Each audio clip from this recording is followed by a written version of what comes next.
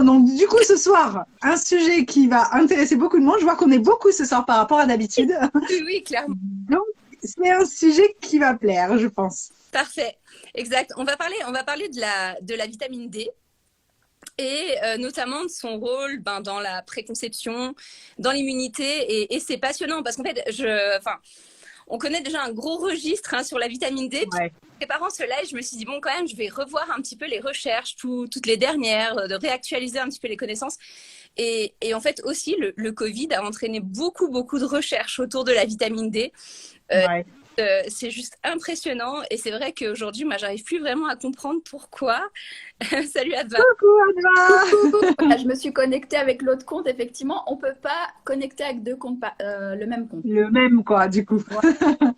Bon, Bon, bah, super. Bah, bienvenue, bonne année, Merci du à coup. toi aussi. À toi aussi. C'est chouette de te retrouver aussi. Donc, en vacances aussi?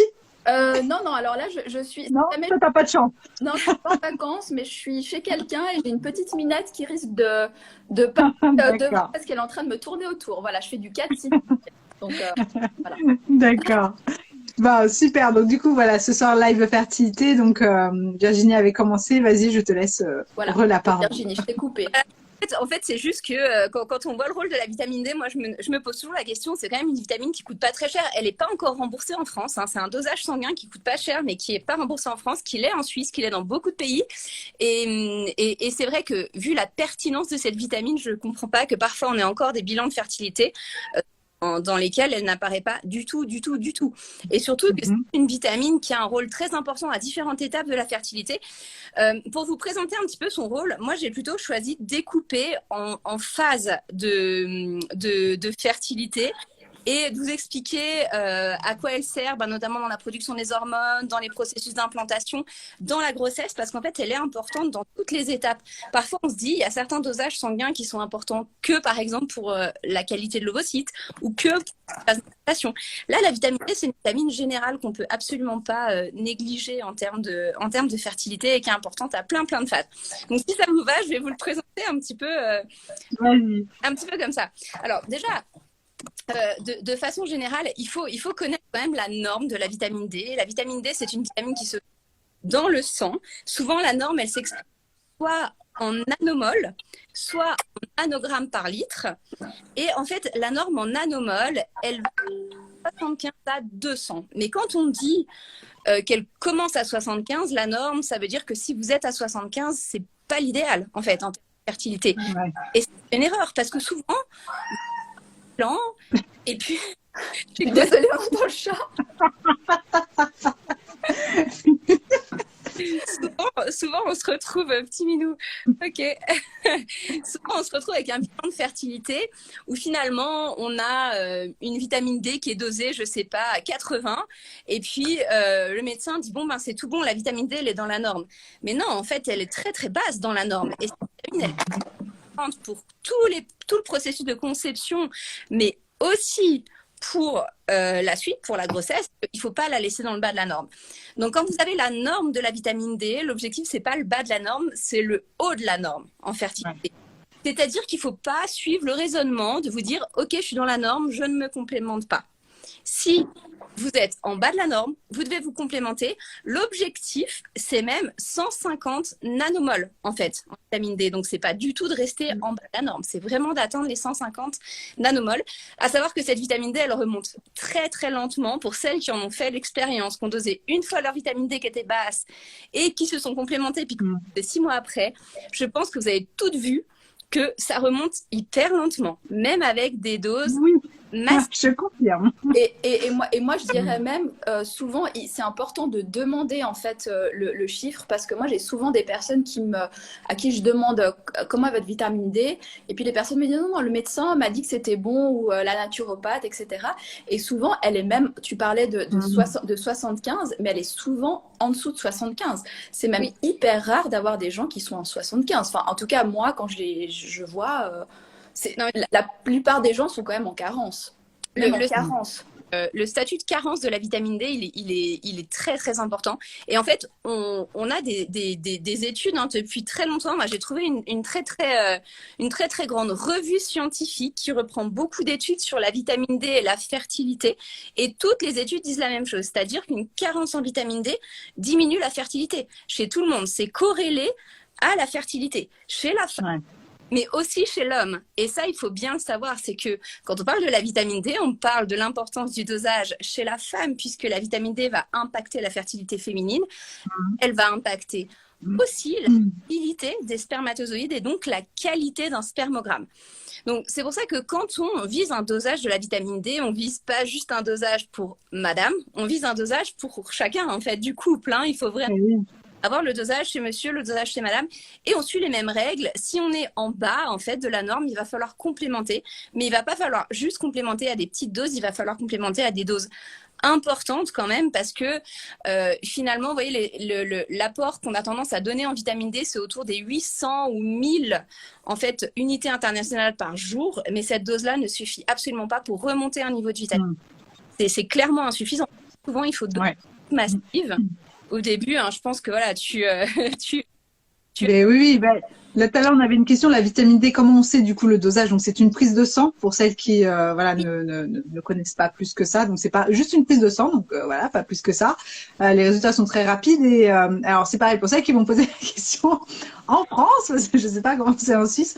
En France, vous pouvez avoir vous pouvez la demander à votre généraliste qui va vous faire une ordonnance, mais vous pouvez aussi aller directement en laboratoire et demander une vitamine D. Ça coûte 10 €. Voilà, c'est rien.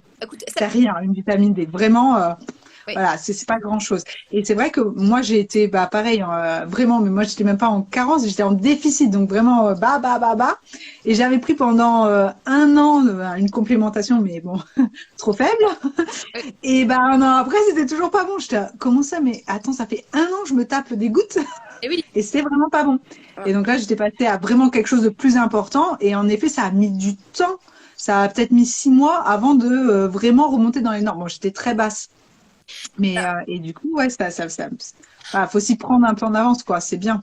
Ouais, en fait, moi, je m'aperçois dans les consultations, des fois, je fais des petites, pas expériences, mais mes petits calculs comme ça. Je m'aperçois que, par exemple, pour remonter de 10 par mois en vitamine D, donc, par exemple, si on part à 60 microgrammes en dosage sanguin et qu'on veut remonter de 10 par mois, c'est-à-dire qu'on va atteindre une zone idéale au bout quand même de 6 mois, 6 à 9 mois, il faudrait 5000 unités par jour. C'est à peu près ce que je dois donner si je veux atteindre cet objectif en 9 mois. 5000 unités par jour. Donc, on est plus de 5 fois au-dessus des doses en fait, de base recommandées. Donc, c'est quand même important. Alors, je voyais un message, une personne demandait s'il y avait des risques de surdose. En fait, dans toutes les vitamines, dans tous les minéraux, on observe qu'il y a toujours des risques qui sont liés au surdosage. Pour la vitamine D, ça n'a pas été documenté. C'est-à-dire qu'aujourd'hui, on ne sait pas, on n'a pas de données scientifiques qui nous disent que de surdoser en vitamine D, ça représente un risque ou ça ne représente pas de risque. Donc, vu qu'on n'a pas, on part du principe que ça ne représente pas trop de risque. Moi, je pense que la priorité, c'est toujours bien d'avoir un premier dosage, surtout comme tu disais, Flavie, tu vois, ça coûte 10 €. Donc, on fait un dosage sanguin peut-être 2 fois par an. Et en fait, on se compte pour juste trouver la bonne dose. Et la plupart des personnes, et surtout les femmes qui ont une activité hormonale quand même plus importante que les hommes, et surtout les femmes ont tendance à manquer de vitamine D en permanence et devraient se complémenter quasiment. Parce qu'en fait, la vitamine D, il y a très peu de ressources alimentaires. Il y a quasiment pas. C'est essentiellement dans les poissons gras, mais il faudra en manger énormément pour avoir juste l'apport quotidien. Et on la produit effectivement à partir du cholestérol quand on s'expose au soleil, mais on la produit si on a que ça à faire, si on n'a pas d'œstrogène, de progestérone ou de cortisol à produire. En fait, la vitamine D, elle n'est pas forcément absolument prioritaire en termes de production. Il y a des hormones qui sont beaucoup plus prioritaires qu'elle, et c'est pour ça que si on a un peu de cholestérol et que finalement on a 30 hormones à produire avec, on va pas forcément produire la vitamine D en priorité. Donc, c'est trop mignon le petit chat quand même. Non, mais je suis en train d'essayer de l'enlever de l'écran. Je suis désolée. Hein. T'inquiète, il va pas tarder. Alors, Est-ce que tout le monde assimile la vitamine D ou est-ce qu'il faut une forme active? On conseille quand même toujours d'avoir la forme active de la vitamine D, hein, Ouais. qui est la vitamine D3 en fait. D'ailleurs, c'est ce qu'on donne en complémentation. Après, il faut savoir que la vitamine D, elle est véhiculée dans le corps par un transporteur, par une protéine, et c'est quand même un facteur limitant chez certaines personnes. C'est-à-dire que chez certaines personnes, on a du mal à avoir un statut correct en vitamine D parce que tout simplement, on manque de transporteurs. Et d'ailleurs, il y a beaucoup d'études qui sont en train d'être faites dans ce sens-là, dans le cadre de la fertilité, où on s'aperçoit qu'il y a certaines mutations génétiques qui font qu'on n'a pas assez de transporteurs de la vitamine D, donc un taux de vitamine D insuffisant, donc une quantité d'hormones insuffisante, et qu'en fait, ça pourrait beaucoup, beaucoup impacter la fertilité. Alors, la façon de contourner ça, c'est de complémenter de façon permanente, en fait. Et, et d'essayer de maintenir un statut sanguin, en tout cas, au-dessus de 100, et si possible, en frôlant les 150. Alors, ça, c'était vraiment pour l'intro. Maintenant, pour vous spécifier dans quoi agit vraiment la vitamine D, il faut savoir que déjà, cette vitamine D, elle joue un rôle important dans la production hormonale. Et notamment, une chose qu'on sait depuis très peu de temps, c'est que c'est une vitamine qui est progestérone-like, c'est-à-dire qu'elle va avoir tendance à augmenter en fait le pool et le taux de progestérone. Alors, je ne sais pas si vous connaissez le rôle si important et capital de la progestérone dans la grossesse. La progestérone, ce n'est pas une hormone qui va forcément pousser la maturation folliculaire. C'est une hormone qui va plutôt jouer sur le climat d'implantation et sur la grossesse. Elle est essentielle en fait à la grossesse. Et en fait, plus on a de vitamine D, plus on a de chance d'avoir un taux de progestérone en fait équilibré, et ce taux de progestérone équilibré va être beaucoup plus favorable à un bon niveau de fertilité. Et du coup, si vous avez des signes d'une progestérone qui a tendance à diminuer en fin de cycle, alors notamment le spotting, ça c'est souvent une question qu'on me pose, mais j'ai du spotting, voilà. Non mais voilà, je comprends mieux. Les petites pertes de fin de cycle avant les règles en fait sont souvent, c'est pas toujours le cas, mais sont souvent liées à un taux de progestérone qui a tendance à dégraisser, qui a tendance à baisser un petit peu trop tôt avant les règles. Et donc du coup, si vous avez ce symptôme-là, il faut absolument aller vérifier votre vitamine D parce que ça peut être en lien avec une progestérone qui chute beaucoup trop tôt et avec un statut aussi de vitamine D qui est un petit peu insuffisant et du coup qui pourrait poser problème lors d'une implantation. Donc ça, c'est important à comprendre, c'est que la vitamine D, elle agit dans tout le schéma hormonal, au niveau des oestrogènes, au niveau de la progestérone aussi, mais elle est surtout progestérone-like, c'est-à-dire qu'elle va surtout pousser la production de progestérone, qui est l'hormone de la grossesse. La progestérone, c'est vraiment l'hormone de la grossesse et de la conception. Et là, j'étais vraiment surprise par le nombre d'études parce que depuis longtemps, il y a des études qui portent sur le taux de vitamine D et l'AMH. Alors, vous savez, l'AMH, c'est toujours ce grand débat, mais est-ce qu'on peut monter ou baisser l'AMH? Parce que parfois, dans un syndrome des ovaires polykystiques, on aimerait la baisser, en fait. Et en fait, il y a beaucoup d'études qui portent là-dessus, mais il y en a beaucoup plus que ce que je pensais parce que, en réalité, j'ai trouvé 24 études qui portent sur le sujet. Et qui disent... c'est impressionnant quand même. Et en fait, il y a même une revue qui reprend l'intégralité de ces études. D'ailleurs, on mettra les ressources aussi sur notre site parce que je pense que c'est intéressant que vous puissiez aller les chercher aussi et voir un petit peu ce qui a été fait sur le plan scientifique pour comprendre comment fonctionne la vitamine D.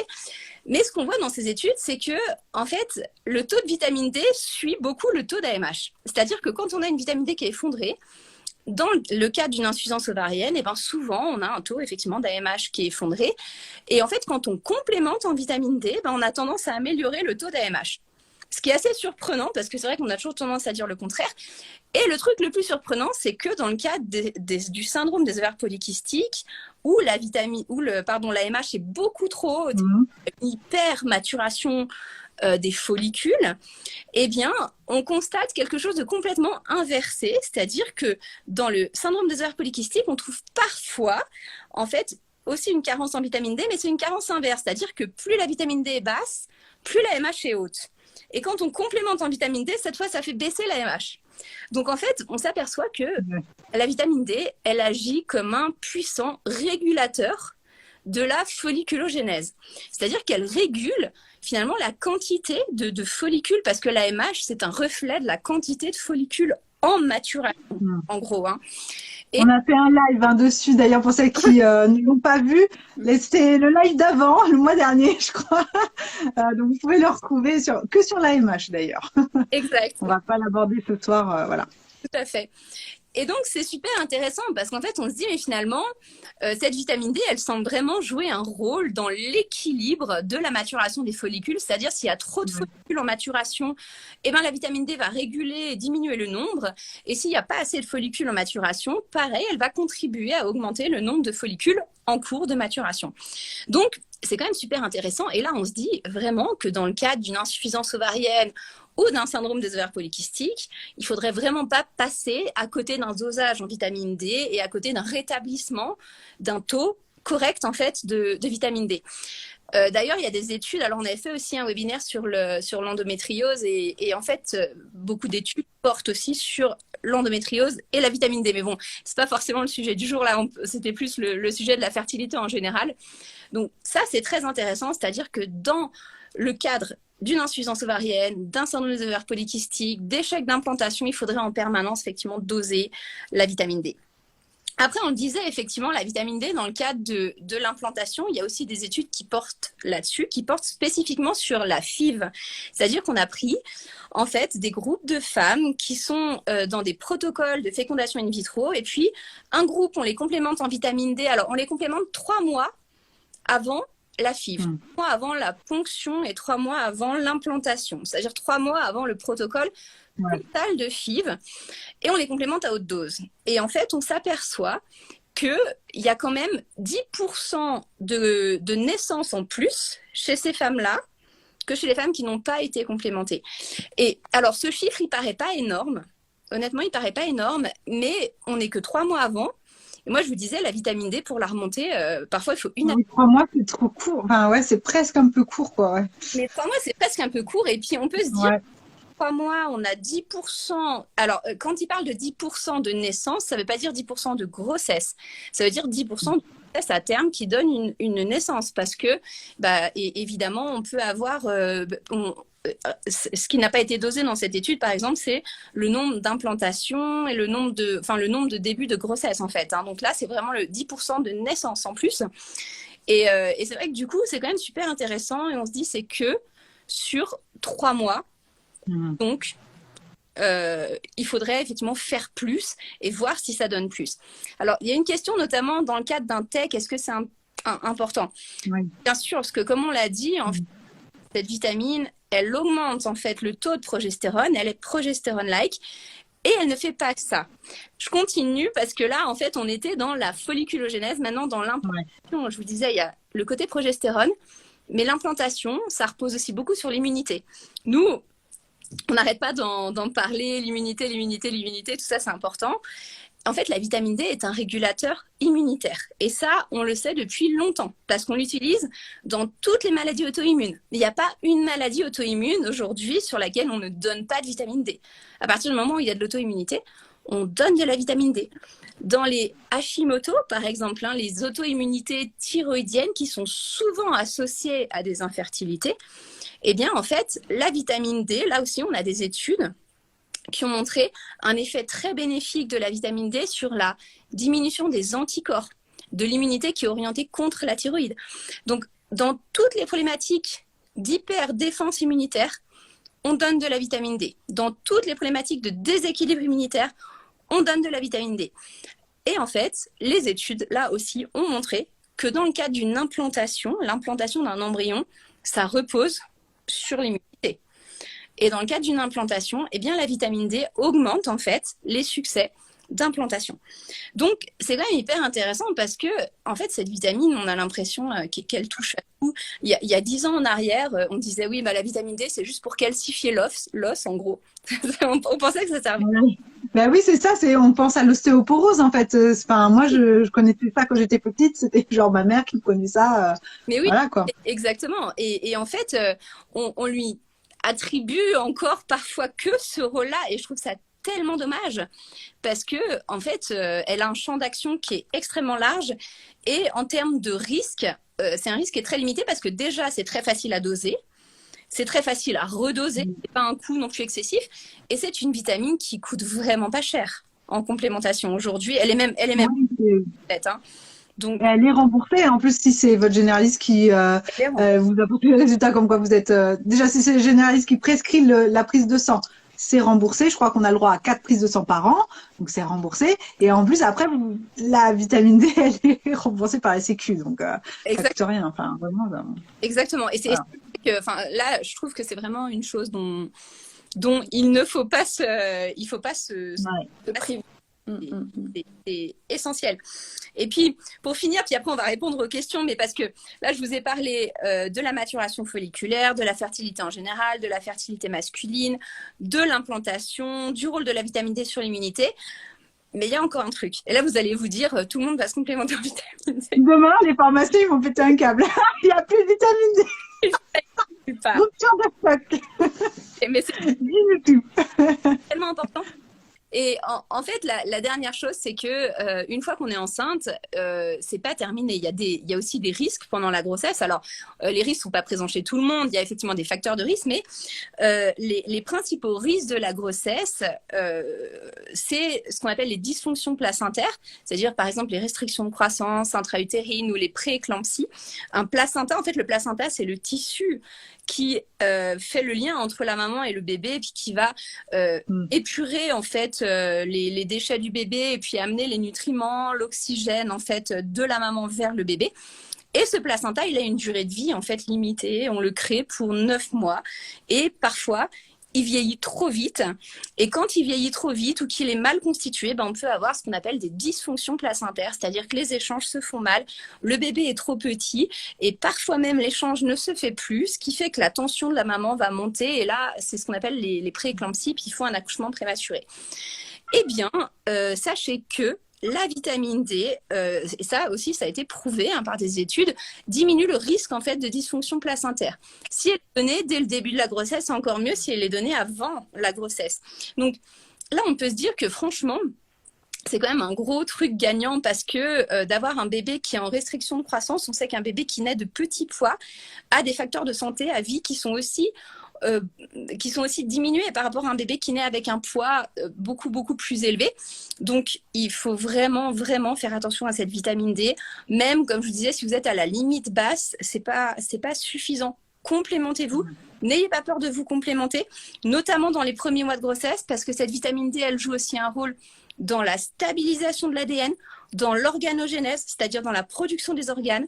Et quand vous êtes enceinte, la majorité des organes sont créés à 6 semaines d'aménorrhée. 6 semaines d'aménorrhée, vous vous rendez compte, c'est le moment où vous faites un test de grossesse quasiment, peut-être pas, c'est 2 semaines après votre premier test de grossesse, quoi. Donc, en fait, il ne faut pas attendre d'être enceinte pour se complémenter en vitamine D dès qu'on a un projet de grossesse. En fait, il y avait une question là-dessus, d'ailleurs, une personne qui disait, mais en fait, on devrait faire comme l'acide folique, se complémenter à... Ouais. Ben oui. Moi, j'aurais... C'est ça. Ou en tout cas, vérifier le statut avant. Oui. Doser, parce que quand on peut doser et complémenter en fonction, c'est quand même vraiment très intéressant. Ouais. Voilà. Donc, moi, je vous ai un peu déparlé. Alors, il y en a plein d'études. On regorge d'études sur la vitamine D et la fertilité. Mais voilà, moi, j'ai essayé de vous tirer vraiment les principales et puis celles qui me semblent les plus fiables. Et à savoir que souvent, moi, j'ai des patients qui me disent oui, mais bon, je vais partir en vacances, je vais m'exposer au soleil. Et puis, et en fait, concrètement, dans mon expérience, alors je sais pas, mais c'est vrai que la vitamine D, elle est produite avec le cholestérol et le soleil, mais dans mon expérience, ça marche pas. Parce que parfois, j'ose la vitamine D chez des patients qui ont passé 2 mois en plein soleil et ils sont toujours dans les chaussettes. Donc, je crois que il faut pas trop miser sur le hasard. au niveau de la vitamine D, il faut plutôt aller se complémenter et vraiment et puis vérifier que la Ouais. complémentation ait fonctionné en fait aussi. Oui, c'est ça. Ouais. Bah, par exemple, moi, c'est ça. Je pensais à m'être complémentée correctement, et finalement, quand j'ai refait des dosages, j'étais mais ça marche pas. Et c'est pareil. Après, bon, après, on va parler parce que j'ai vu plein de questions là. Si c'est ampoule, goutte, enfin, comment on se complémente. Et c'est vrai que, enfin, même en prenant une ampoule, genre, j'avais refait une prise de sang genre 10 jours après. Non, mais la fille, elle y croyait trop. Et ça, bah, ça a pas bougé. Je fais la blague. Et en fait, non, 2 mois après, j'ai pu voir enfin un peu l'effet, quoi. Donc, en fait, c'est pas tu la prends et bim, ça remonte de suite. Donc, c'est vrai que c'est quelque chose à long terme, quoi. Puis, Sur la distance, quoi. une vitamine qui se stocke. Hein. C'est pour ça qu'on peut donner des grosses doses et qu'on ne prend pas vraiment de risque à le faire. Parce qu'en fait, on peut la stocker pour la réutiliser plus tard. C'est pas comme justement des vitamines qui ont une grosse toxicité parce qu'elles se stockent pas et qu'elles demandent une grosse élimination rénale. C'est pas du tout son cas. C'est pour ça qu'elles représentent peu de danger puis qu'aujourd'hui on n'arrive pas vraiment à avoir une zone de risque dans cette vitamine. Mais bon, moi je pars du principe qu'il faut toujours doser en fait. Hein. C'est mieux. Oui, ça. Après, faire un contrôle 2 fois par an, par exemple, voilà, c'est pas mal et ça permet de réadapter en fonction, quoi. Et comme ça, on fait ça jusqu'à temps que bébé soit né. Exact, ouais, Voilà. tout à fait. Tout à fait. Plein Ok. de questions. Alors, on a eu plein de questions. Donc, déjà, mettez les filles dans la boîte à questions en bas. Logiquement, il y a un petit point d'interrogation avec un rond. N'hésitez pas, vous mettez vos questions dedans. C'est plus facile parce que là, il y a eu tellement de commentaires que je pense que je vais en oublier quelques-unes. Alors, Euh, je te laisse alors, si tu peut-être. tu veux, ouais, je vais vous poser les questions. Alors déjà, par rapport aux filles qui commencent à pas savoir entre nanogrammes par millilitre et nanomol par litre. Les filles, je vous rassure, quand vous avez votre prise de sang, dans n'importe quelle prise de sang, il y a les valeurs des normes qui sont écrites à côté. Donc voilà, ça sera écrit entre combien et combien vous devez être à chaque fois. Donc comme ça, vous avez les deux valeurs et vous, voilà, parce que là, on ne retient pas si c'est nanogrammes. Et la valeur cible, c'est plutôt de la norme. Donc en fait, la valeur Voilà. nanomol par millilitre, c'est entre 75 et 200. Et il faut être idéalement autour des 150. Et la valeur en nanogrammes par millilitre, c'est entre 30 et 45. Et l'idéal, c'est d'être quand même autour des 40. C'est ça. Et voilà. Et moi, j'étais descendue jusqu'à 13 ouais, et j'ai 13 et là, ouais, j'étais remontée pas mal et puis bah finalement j'avais arrêté et là, bim, ça rechute. Enfin, je sais pas où est-ce que déjà vous savez où est-ce qu'on la consomme cette, enfin, ouais, quoi que. En fait, Non. la consomme dans la régulation immunitaire. On sait que par exemple, des scléroses en plaques, des maladies auto-immunes sont des personnes qui surconsomment la vitamine D dans tous les déséquilibres hormonaux. Syndrome des ovaires polykystiques, on surconsomme de la vitamine D. Insuffisance ovarienne, on se pose la question parce qu'en fait, l'insuffisance ovarienne, on ne sait pas trop d'où ça vient en réalité, mais c'est une maladie qui est entre la dysfonction hormonale et l'immunité probablement. Et donc, il y a quand même un statut de surconsommation de la vitamine D. Donc, il y a des profils de pathologie dans lesquels on a une surconsommation de vitamine D. Et dans ce cas, à part la complémentation chronique ou résoudre la problématique, ben... Oui, c'est ça. Et moi, ce que je me suis aperçue aussi, c'est que en me complémentant et quand j'étais bien dans les normes, j'étais vachement moins fatiguée aussi. Oui. Ça, Et oui. Moi, je me suis aperçue de ça, du coup. Oui, elle agit aussi beaucoup dans l'équilibre, en fait, hein, la vitamine D, beaucoup, beaucoup. Le stress est d'ailleurs une des sources de déperdition importante de vitamine D. Donc, le fait d'être stressé de façon chronique, le fait d'être en restriction de sommeil, ça creuse la carence, hein, ça c'est sûr. Non, mais ouais. Donc, du coup, quand on se complémente, comment les filles? Moi, je sais, mais quelles sont les différentes solutions? Déjà, on dose. Ça, c'est la base. On dose, Voilà. à combien on est. Et donc, moi, je vous parlais en nanomol hein, tout à l'heure. Je vous disais 75 nanomol. L'objectif, c'est d'atteindre les 150. Et moi, ce que je vois en général dans ma pratique, comme je vous disais, c'est qu'en donnant à peu près 5000 unités de vitamine D, 5000 UI de vitamine D par jour, en un mois, on remonte de 10 nanomoles. Donc, souvent, il faut monter au-dessus de ce dosage-là. Si on est en dessous des normes, il faut aller à des dosages très, très importants. Soit on prend justement des doses de 100 000, 200 000, 300 000 unités, et puis en fait, on fait un espèce de ratio, mais l'idée, c'est quand même d'être entre 5 000 et 10 000 unités par jour, en fait, quand on a vitamine D. Et au bout de 3-4 mois, on peut redoser. Une fois qu'on est dans les normes, on maintient, alors ça, c'est hyper important, on maintient une complémentation, mais on la maintient à dose physiologique, autour des 1000 unités par jour, par exemple. Ouais. Parce qu'en fait, souvent, une fois qu'on a atteint la norme, on se dit, bon, ben, c'est bon, relax, je suis dans la norme, j'arrête. J'arrête. Et ça a été mon erreur. Ouais. Ça baisse assez rapidement. Ouais. En fait, ça baisse hyper vite. Ça baisse hyper vite. Et ça baisse hyper vite aussi, ben voilà, comme je disais, dans des situations sur lesquelles il y a des déséquilibres, du déséquilibre hormonal. Il faut complémenter en permanence. Et puis, ensuite, en complémentant à une dose physiologique, ben, il faut redoser peut-être 6 mois après. Il faut vraiment apprendre à se connaître, en fait. Hein. Un organisme, il fonctionne toujours pareil, mais l'organisme d'une personne, il ne fonctionne pas comme l'organisme d'une autre. C'est ça. Donc, c'est vraiment un apprentissage. Hein.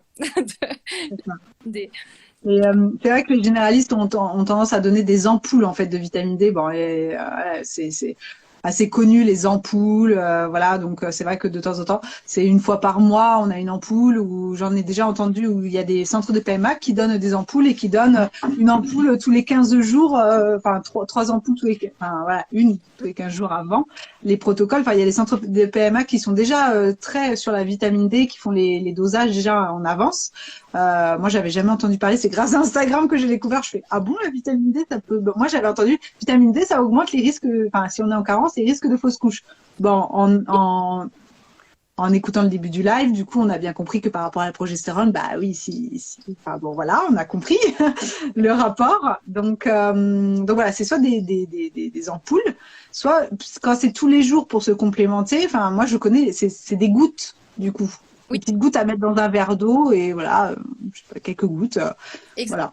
Exactement. En fait, c'est des gouttes à mettre dans un verre d'eau. Seulement, ben voilà, les gouttes, souvent, il faut monter quand même à une certaine dose parce qu'elles sont dosées entre 800 et 1000 unités, la plupart des gouttes. Hein. Donc, si on veut monter à 10 000 unités par jour, ça veut dire qu'il faut 10 gouttes par jour. Et aussi, il faut bien savoir que la vitamine D se prend toujours pendant un repas gras, sans quoi vous ne l'assimilez pas. Donc, si vous prenez par exemple tous les jours de la vitamine D à jeun le matin, ça sert à rien, la prenez pas, ça n'a aucun intérêt. Donc, il faut toujours la prendre en fait pendant un repas gras. Et on peut utiliser des gouttes, on peut utiliser des ampoules. Par contre, il faut faire un ratio de la dose quotidienne dont on a besoin.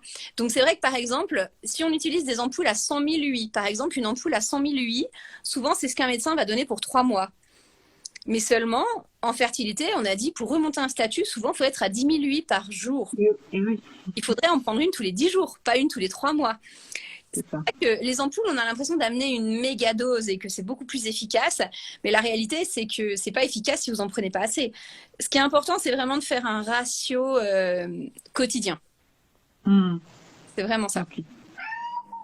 Bon, du coup, je vais enchaîner les questions. Là, ça y est. Donc, les filles, dans la boîte à questions. Alors, bon, quelle marque? Est-ce qu'il y a une marque? Ah bah, c'est que ça les questions. Est-ce qu'il y a une marque particulière?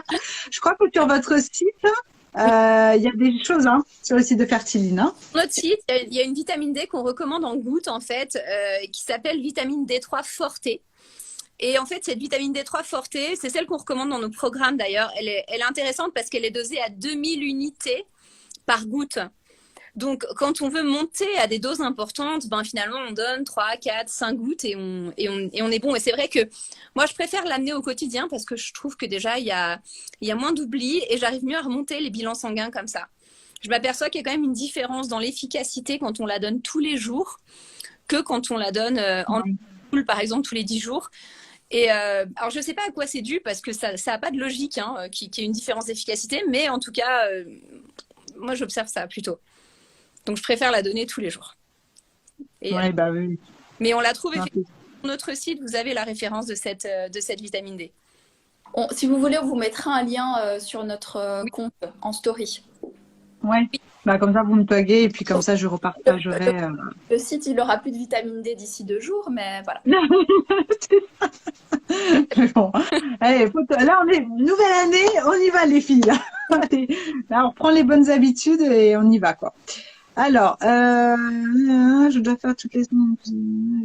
Est-ce que je peux faire une prise de sang de vitamine D? C'est juste pas encore. Ah oui. Alors, il y avait ce genre de question. À quel moment du cycle on doit faire le dosage de vitamine D? Est-ce qu'il y a un moment particulier? Non, absolument pas. Voilà, Non, non, c'est absolument ça. pas. Il y a pas de, il y a, en tout cas, c'est pas du tout décrit. Alors, j'imagine qu'il doit y avoir quand même des petites variations, vu que cette vitamine, elle a quand même une implication hormonale. Mais moi, je la dose effectivement n'importe quand. Vraiment. Voilà. Et du coup, bon, là, la fille qui posait la question, elle a fait une grossesse extra-utérine, elle a encore dans ses bêta-HCG qui baissent. Donc, du coup, voilà, c'était sa question de savoir si elle pouvait le faire, genre maintenant, ou s'il fallait attendre que les bêta. Non, les filles, allez-y, quoi. Oui, oui, oui, Voilà. c'est clair. Et surtout, Et même, la vitamine D, elle joue aussi un rôle hein, dans tous les mécanismes inflammatoires. Bon, dans les grossesses extra-utérines, si c'est une grossesse extra-utérine, on n'est pas forcément sur des mécanismes inflammatoires. Mais s'il y a eu plusieurs grossesses extra-utérines, il faut vraiment se poser la question de l'inflammation. Et du coup, là, la vitamine D, ben, il faut effectivement aller la doser. ouais. Et c'est pareil pour celles qui viennent de tomber enceintes, qui sont au tout début de leur grossesse. C'est pareil, elles peuvent aussi commencer maintenant. Tout à fait. Ah, il est jamais trop tard. D'ailleurs, moi, je suis aussi dans les dosages de grossesse, hein, la vitamine D. Et je Mm. c'est bien de la doser au moins une fois par trimestre, comme on dose la ferritine, par exemple, plutôt de fer. Oui, c'est ça.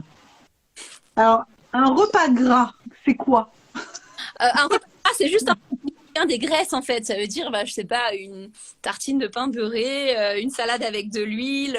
C'est simplement un repas qui contient des graisses. Par exemple, si vous mangez une soupe, juste une soupe, genre des légumes avec de l'eau Ouais. mixée et qu'il n'y a pas du tout de graisse, ou avec un morceau de pain puis qu'il n'y a pas du tout de graisse dans ce repas-là, c'est pas le repas sur lequel il faut prendre de la vitamine. Ouais. De toute façon, on devrait avoir aucun repas pas gras en réalité. Hein. Surtout en fertilité. C'est ça, surtout en fertilité, les oméga 3, les filles, c'est important. Ah ouais, non, mais parce qu'en plus de ça, là, il y a quand même les vitamines, les principales vitamines nécessaires à la fertilité sont liposolubles. Donc, Oui, bah oui. très peu de graisse, c'est une grave erreur en fertilité, ça c'est vrai. Alors, voilà, donc les filles qui disent oui.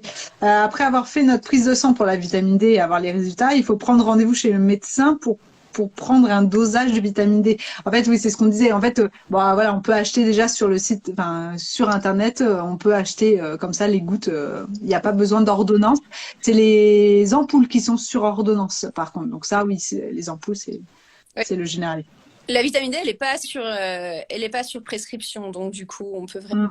Après, souvent les généralistes ont tendance à proposer des vitamines sous-dosées, c'est-à-dire à proposer des dosages pas très dosés. Enfin, ils sont pas. Est-ce que tu es d'accord avec moi, Virginie? C'est souvent des dosages bas, quoi. 600 unités, 1000 par Oui, jour. Et toi, tu parlais de 10 000. oui. Alors, c'est pour ça Mm. qu'en fait, en fait, il faut bien se dire que la vitamine D, c'est un peu nouveau. Hein. Dans la fertilité, comme tu disais, Flavie, certains s'y intéressent parce que on peut plus nier ça, mais les études, par exemple, là, toutes les études dont je vous ai parlé, la plus vieille, elle est de 2017. Donc, vous vous rendez compte, c'est quand même pas hyper loin. Et la plupart, elles sont 2019, 2018, 2019, 2020. Donc, c'est quand même des études très, très récentes. Tout ça, c'est pour ça que les centres qui sont à la page, ben, OK, ils s'y mettent. Et aujourd'hui, il y a plus d'engouement pour la vitamine D grâce, entre guillemets, au Covid parce qu'on s'est aperçu qu'elle jouait un rôle immunitaire et tout ça. Mais par contre, il y a souvent une erreur des médecins, c'est que effectivement, ils complémentent, mais ils complémentent pas assez en quantité. Ce qui fait que finalement, le patient se retrouve quand même avec un bilan qui est pas bon au niveau de la vitamine D. Ouais. Et c'est hyper dommage parce qu'on perd du temps en fait. Hein. Mieux vaut complémenter à dose massive, puis après on adapte, on redose et puis on adapte en fait. Mais oui, on faut éviter de perdre du temps. C'est ça. Question, est-ce suffisant 400% des apports, alors des AR, donc ça doit être apport régulier, je sais pas. Apport journalier. Non, AR, Apport recommandé. recommandé. Ah oui. Ça veut dire qu'on Si c'est 1000, si c'est, non, 1400, ça dépend. ça doit être 4000. Base, Ah bah bon. mais si le taux de base est en dessous de la norme, non, c'est pas suffisant. Il faudrait au moins doubler en tout cas. Moi, je lis les autres. Je lis les questions, mais il y a beaucoup de questions où on les a déjà abordées en fait en début de live ou en cours de live, donc je vous inviterai à regarder le live.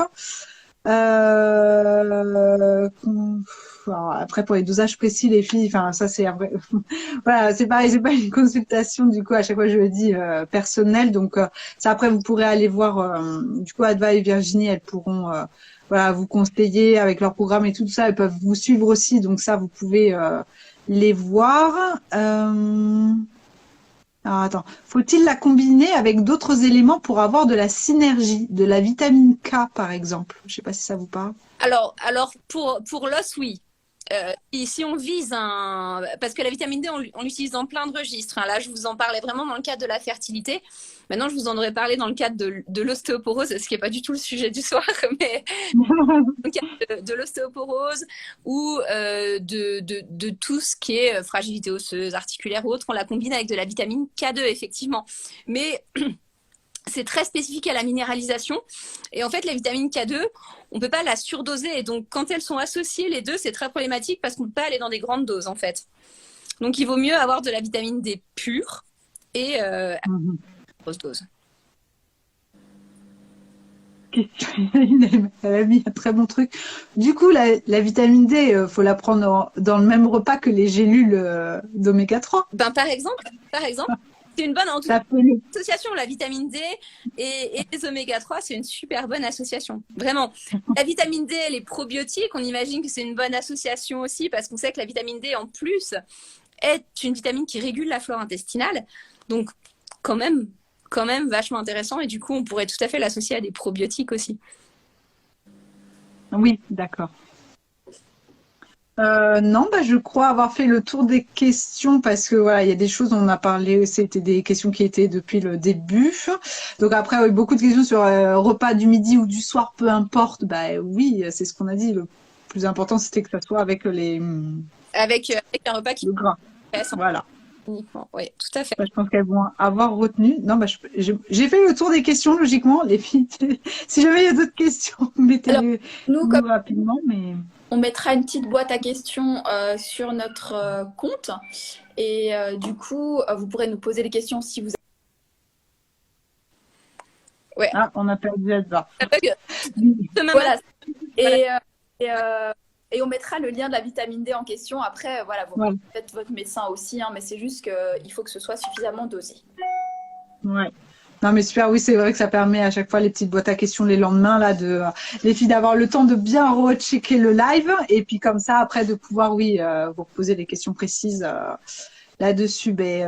Super intéressant. Moi, j'adore nos lives. À chaque fois, ça permet vraiment de comprendre, en fait, vraiment dans le détail, pourquoi on a entendu parler de ça ou ça ou ça.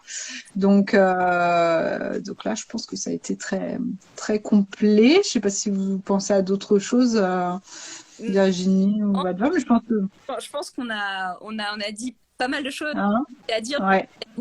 Et puis je pense que voilà, l'essentiel de ce qu'il faut retenir, c'est que c'est une vitamine qui est absolument indispensable dans la fertilité et pour l'homme et pour la femme, qu'il faut aller se complémenter avec des doses massives et redoser au bout de 3 mois, puis finalement adapter les doses et peut-être passer une année à faire quelques dosages comme ça de la vitamine D pour savoir quelle est la bonne dose et probablement se complémenter en permanence jusqu'en tout cas à la fin de l'allaitement parce que ça ne s'arrête pas non plus à la grossesse. L'allaitement qui est important et le statut en vitamine D est aussi très important pendant l'allaitement, quoi. Oui, c'est pour ça que ne perdez pas espoir en vous disant mais en fait il faut 1 an pour que ça revienne à 1 an. Non, mais c'est pas grave, vous commencez maintenant justement. C'est pas grave parce que dans 1 an vous serez enceinte jusque là et ça servira toujours pour bébé, donc c'est pas grave. Voilà, et comme tu disais Virginie, parce que c'est vrai que nos programmes sont aussi basés sur le fait qu'on va amener beaucoup de recommandations en même temps et puis comme la vitamine D, elle diminue parce qu'il y a des inflammations, parce qu'il y a d'autres problématiques. Donc, quand on va améliorer les autres problématiques, on va aussi remonter le niveau de vitamine D. Et c'est un petit peu l'intérêt aussi des programmes Fertiline, c'est qu'on va vraiment viser à regarder un peu à 360 le problème. Et là, on vous parle à chaque fois d'une chose, et c'est clair qu'en augmentant votre vitamine D, ça va améliorer certaines fonctions, mais fort probablement, il y a aussi peut-être d'autres choses qui ne fonctionnent pas. Puis, en associant toutes les recommandations, ça peut aller beaucoup plus vite, on est d'accord. Oui. Donc, faut pas se focaliser sur une chose, il n'y a pas une chose... plus stable. C'est plus stable. Oui. Voilà. Et puis, comme tu disais, chaque personne est différente. Donc, c'est vraiment, c'est un peu le but aussi de nos programmes, c'est vraiment de regarder personne par personne les problématiques et de viser les recommandations ciblées. Voilà. Exact. Et donc, le prochain, juste, on parlera d'inflammation et des marqueurs de l'inflammation. Oui, voilà, qui est aussi important. Voilà, c'est un sujet important, peu connu. Donc voilà, pour ceux qui ne connaissent pas, ça peut être intéressant. Voilà, donc, le premier jeudi du mois, je pense. Du mois. C'est ça, voilà, tous les premiers jeudis du mois. Du coup, on se retrouve ici sur une question vraiment ciblée sur la fertilité. Donc voilà, n'hésitez pas, d'ailleurs, si vous avez des questions particulières pour la communauté, à me les poser ou à les poser, voilà, à donner les idées, en tout cas, de thèmes que vous aimeriez qu'on aborde, voilà, des choses particulières, pour qu'on puisse les aborder sur les prochaines semaines et mois à venir. Voilà, en tout cas, merci à toutes les deux d'avoir pris votre temps pendant les vacances, pour nous, du coup. Et puis, à tout bientôt, dans un mois, du coup. Voilà. Bientôt. Allez, bonne soirée à tout le monde et je vous remets le live en replay dans les IGTV pour qu'on puisse le revoir. Merci. Au revoir. Merci d'avoir regardé cette vidéo jusqu'à la fin. On espère qu'elle vous a plu. Si c'est le cas, n'hésitez pas à partager, liker, nous laisser vos commentaires. À tout bientôt pour une prochaine vidéo.